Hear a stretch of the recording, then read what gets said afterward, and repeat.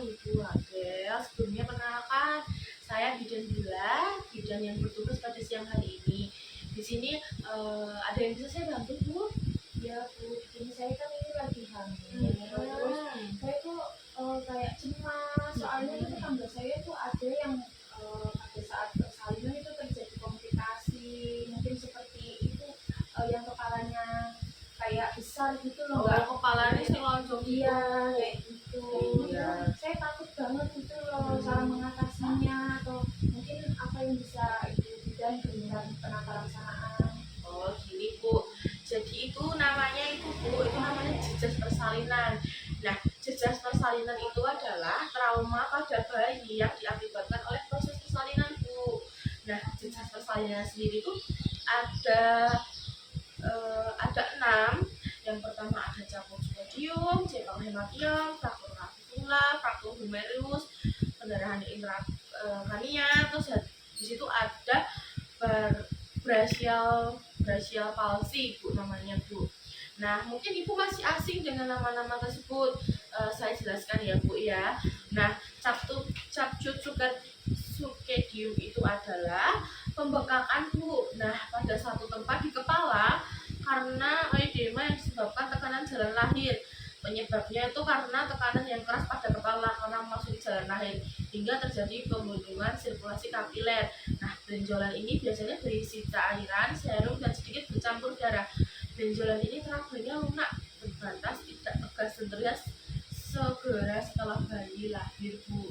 Jadi mungkin tetangganya Ibu yang Ibu maksud itu Bu kena capcut sukedium. Jadi biasanya Bu ya, kalau Ibu mengejar, kan namanya mengejar gini kan Bu, nanti kalau Ibu ambil nafas lagi bayinya masuk lagi. Nah, itu bisa menyebabkan jejas persalinan, Bu. Terus ada lagi nih Bu, namanya sepal hematon. Sepal hematon itu penumpukan darah di antara tulang tengkorak dan membran yang melapisinya, Bu. Terus penyebabnya sendiri itu perdarahan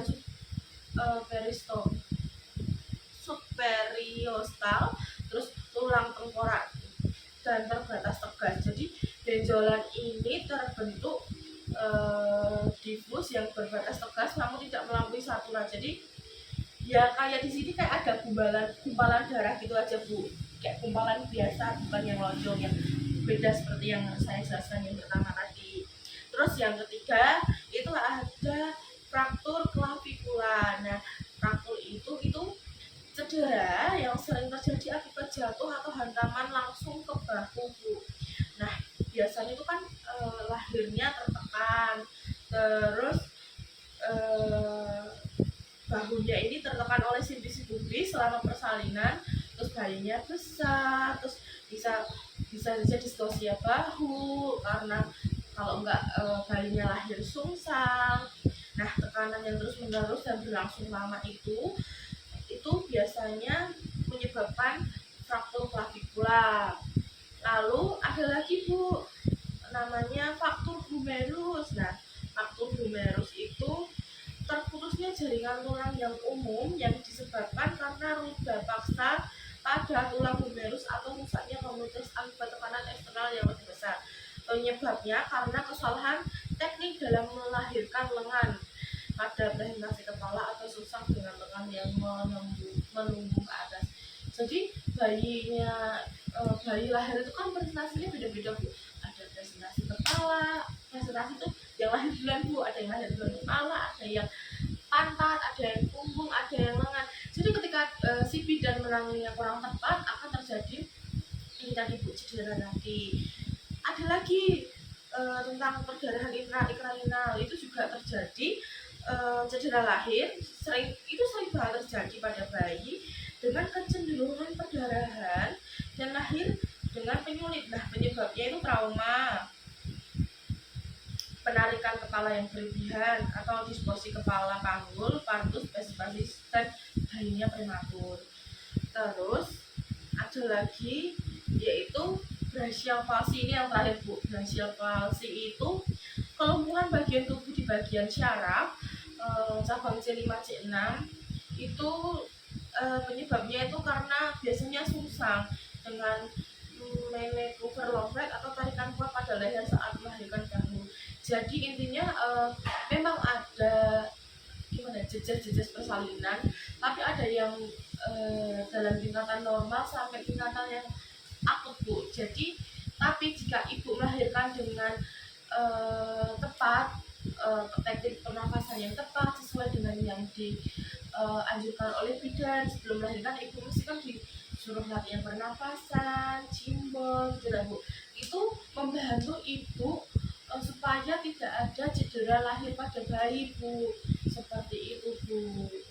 Nah terus kalau misal ya ibu besok waktu ibu melahirkan terus kok bayi saya kelihatannya nggak normal, kok kepalanya benjol, kok kepalanya ada gumpalan di sebelah sini atau di mana pun itu, segera periksakan kembali lagi ke tempat ibu melahirkan, mau ibu melahirkan di bidan, di rumah sakit atau di puskesmas atau di tenaga kesehatan manapun.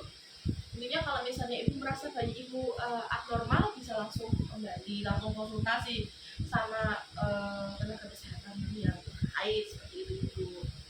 Apakah masih ada yang dibingungkan Bu atau ada yang ditanyakan lagi? Saya mau tanya, berarti saya ini harus bisa berlatih pernafasan ya? Iya betul, jadi ibu bisa berlatih pernafasan, olahraga jimbel, yoga, itu supaya membantu bukanya jalan lahir. Kalau ibu sudah terbiasa dengan teknik pernafasan, itu nanti melahirkannya juga lebih mudah. Jadi besok kan intinya kuncinya jangan panik. Biasanya kalau udah semua kita kan panik terus gacor ngedel atau enggak.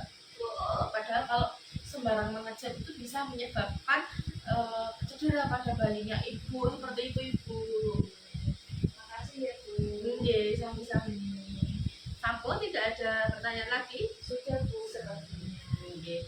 Baik ibu, terima kasih banyak ya ibu. Ya, saya juga makasih. Iya. Sampai dulu ya. Oke, Bu Ida. sehat-sehat.